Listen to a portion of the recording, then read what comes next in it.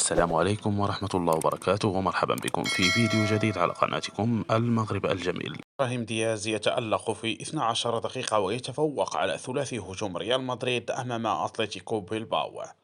رغم دخوله في آخر دقائق مباراة ريال مدريد أمام أتلتيكو بيلباو، خطف إبراهيم دياز الأضواء بأداء مميز خلال 12 دقيقة فقط، محققا أرقاما تفوق بها على بعض اللاعبين الأساسيين في الخط الأمامي.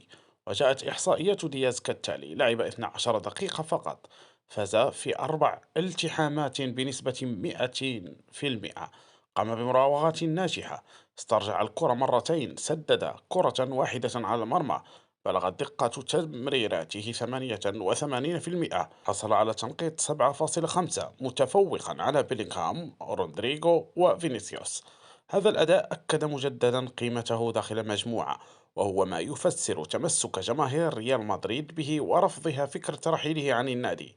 النجم المغربي يثبت في كل مرة أنه ورقة رابحة تستحق فرصة أكبر.